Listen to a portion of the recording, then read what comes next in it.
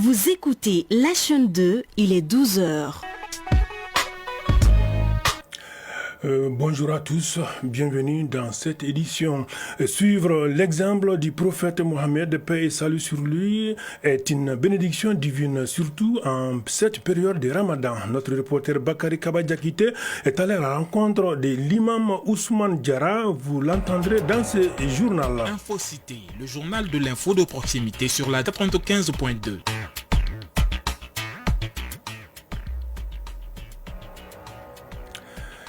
La célébration du 8 mars oblige, à travers son émission Confiez-vous aux auditeurs, la chaîne 2 célèbre 3 grandes femmes scientifiques.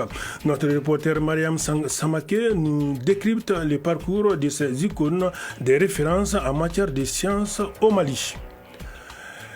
Elle est déjà bien installée dans ce studio, Khadija Traoré, pour nous développer la page internationale de cette édition. Khadija, bonjour. Bonjour Mamoutou. Nous irons où aujourd'hui? Alors nous allons dans l'est de la RDC où commence aujourd'hui le sommet extraordinaire de la communauté de développement d'Afrique australe.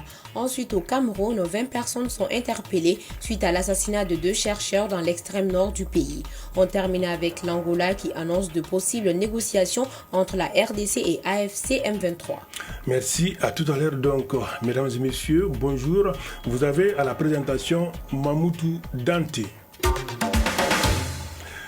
L'IOTA vient d'être classé l'hôpital le plus performant du Mali au titre de l'année 2023. C'est à la faveur de la cérémonie de restitution au grand public des résultats issus de l'évaluation de la performance des 15 hôpitaux au titre de l'année 2023. Une évaluation faite par l'ANAS, Agence nationale d'évaluation et d'accréditation des établissements de santé. Objectif, promouvoir l'excellence à travers les évaluations au sein des hôpitaux maliens.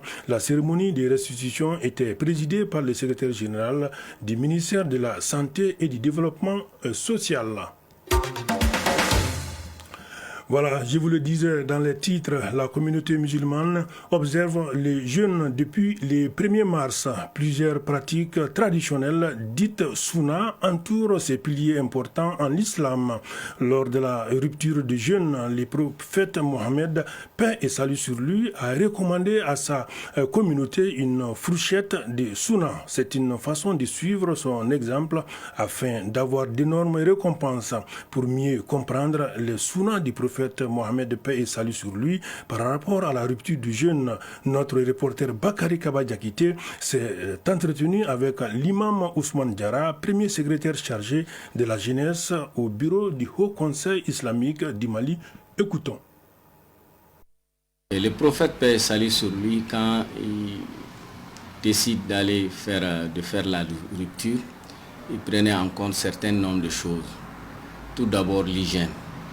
Il avait ses mains proprement et aussi l'hygiène de l'endroit où il rompt le jeûne. Et très souvent, il rompt le jeûne avec les autres fidèles, avec ses compagnons. Il n'aimait pas très souvent rompre le jeûne seul. Il veut tout le temps être entouré avec des gens, avec des fidèles avec qui il va rompre le jeûne. Et quand il faisait la rupture, il les faisait très souvent avec des dates fraîches. Très souvent, il préférait le nombre impair. Ensuite, il invoquait le nom de Dieu avant de commencer à manger. Et quand il termine aussi de manger, il remercie le bon Dieu. Et très souvent, il utilisait ces 3 droits pour prendre l'aliment et le mettre dans sa bouche. Et le prophète, paix et salut sur lui, il nous a recommandé de rompre le jeûne le plus vite que possible. Dès qu'on annonce la fin de la journée, il faut rompre le jeûne. Ne retarde pas. Il nous dit dans un hadith, même si on ne dispose pas de quelque chose avec quoi on rompt le jeûne, là les érudits nous disent qu'on rompt le jeûne avec l'intention. Supposons que quelqu'un est dans l'embouteillage, où il se trouve à un endroit où il n'a pas d'eau, il n'a pas autre chose, il rompt le jeûne avec l'intention. Tout ce que les prophètes nous recommandent, c'est quand on les met en exécution, en pratique, on est récompensé par Allah subhanahu wa ta'ala le fait d'imiter le prophète, paix et salut sur lui. On reste toujours avec les jeunes. L'heure de la rupture du jeûne est le moment attendu par les jeûneurs après une journée de pénitence ou de privation.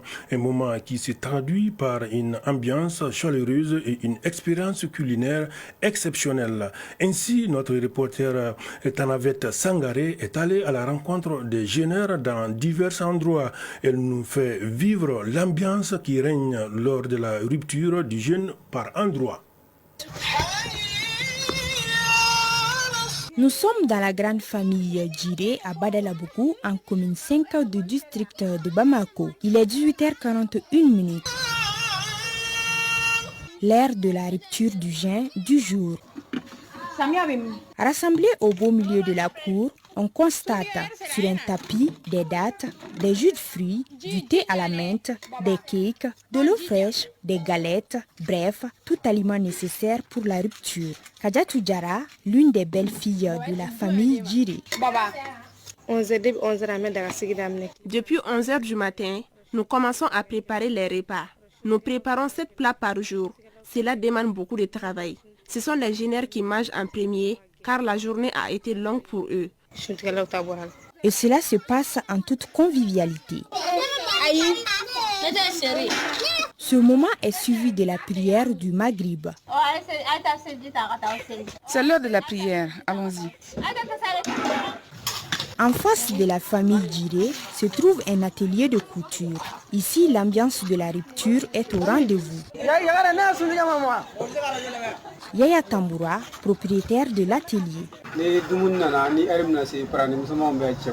À quelques instants de la rupture du jeûne, ma femme apporte les sunakari. Les plus jeunes servent les aînés et cela dans le respect.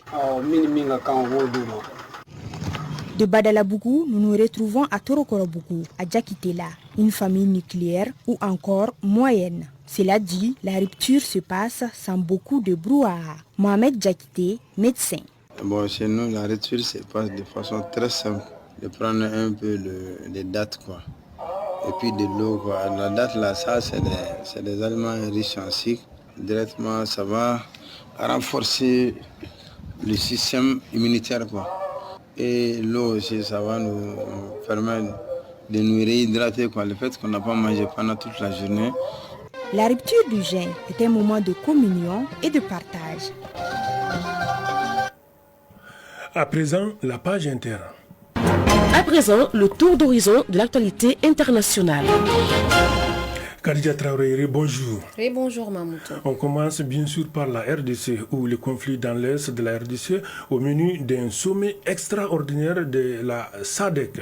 Le sommet extraordinaire de la communauté de développement d'Afrique australe, SADC, qui doit se tenir aujourd'hui en visioconférence, fait suite à la tenue d'une réunion de la Troïka de l'organisation régionale, une structure de la SADC qui se concentre sur les questions de politique, de défense et de sécurité le 6 mars dernier, dans lequel ont été émises toute une série de recommandations qui doivent désormais être validées par les chefs d'État.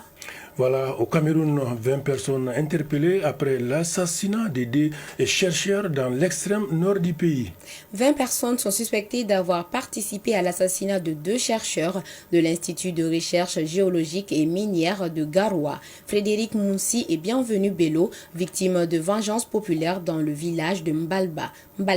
Les personnes suspectées ont été interpellées mardi dernier. Quant aux autorités locales, elles ont autorisé l'exhumation des corps de victimes qui aura lieu ce vendredi. Mamoutou, l'Angola annonce de possibles négociations entre la RDC et l'AFC M23. Le conflit dans l'Est de la République démocratique du Congo a de nouveau été au centre des discussions entre Félix Tshisekedi et son homologue angolais Joao Lourenço mardi dernier à Luanda. Alors l'Angola, qui assure la médiation dans cette crise, a annoncé son intention d'offrir des pourparlers entre Kinshasa et le groupe armé AFC et M23. Selon la présidence angolaise, des contacts seront établis avec l'AFC M23 afin d'organiser des négociations directes avec Kinshasa dans les prochains jours. Voilà, Khadija, c'est tout. Merci pour cette page internationale bien fournie. Nous poursuivons bien sûr dans cette édition. Dans le cadre du 8 mars, la chaîne 2 a reçu dans son émission « Confiez-vous aux auditeurs » diffusée tous les vendredis à 21h, 3 grandes femmes scientifiques avec des parcours différents. Médecins généralistes, urologues et professeurs, ces femmes, chacune dans leur domaine, nous parlent de leur expérience. C'est un reportage signé Mariam Samaki. Toujours déterminées à atteindre leurs objectifs, le courage des femmes n'est plus approuvé puisqu'on les rencontre un peu partout dans chaque domaine d'activité. Celui de la science, autrefois réservé aux hommes, n'en fait plus exception. À l'occasion du 8 mars, la chaîne 2, dans sa mission de service public, braque son projecteur sur Sako Mariam, première femme professeure agrégée en cardiologie au Mali, Mama Sangaré, première femme docteur en physique appliquée au Mali, et Aïssata Samasekou, urologue, 3 scientifiques qui font partie des premières femmes docteurs en sciences au Mali. Et c'est pour parler de leur brillant parcours. À travers son émission, confiez-vous à nos auditeurs.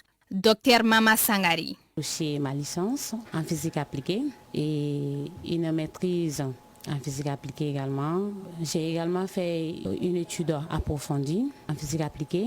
Ensuite, je me suis engagée en thèse et soutenir ce travail de recherche en 2017. Je suis un fruit 100% de la faculté des sciences et techniques.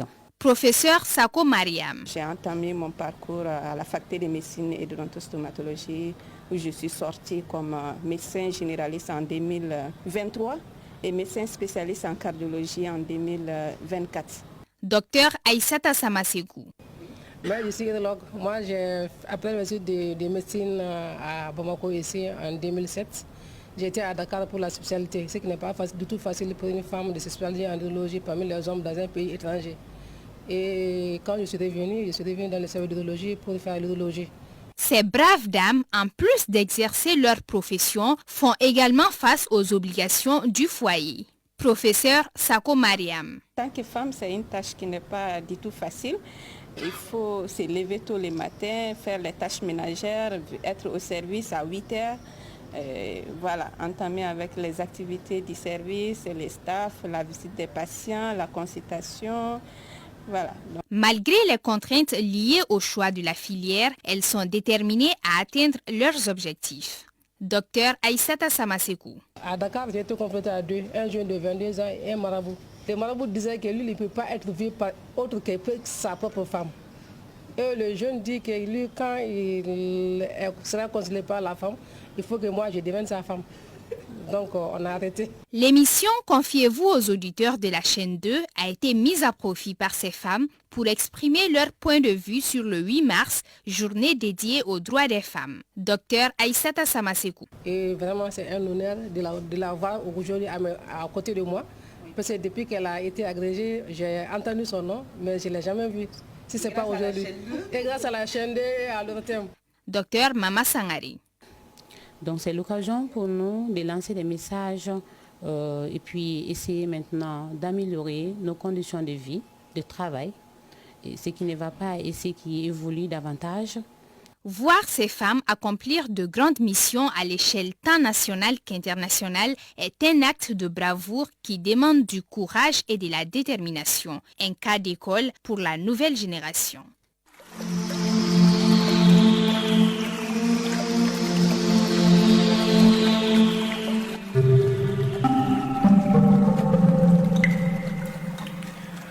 À présent, les nouvelles du temps, les nouvelles en tout cas de la météo avant de boucler cette édition. Le thermomètre affiche 37 degrés sur Bamako et environ. La maximale attendue sera de 40 degrés et quant au soleil, il se couchera à partir de 18h43. Voilà, c'est tout pour ce journal présenté par Mamoutou Dante, à la réalisation Fatoumata Togola, Aminata Manifin Kamara, mise en onde Diala Samake, mise en ligne cette fois-ci Amadi So. Voilà, coordination éditoriale Nyanya Alou Traoré, Djefa Diara, Seydou Traoré. Merci de l'avoir suivi. Ne vous déconnectez pas surtout. Tout à l'heure, ce sera le magazine des sports avec Hawa Kamisogo, bien sûr, et ses compagnons sur la chaîne D. Merci, à très bientôt.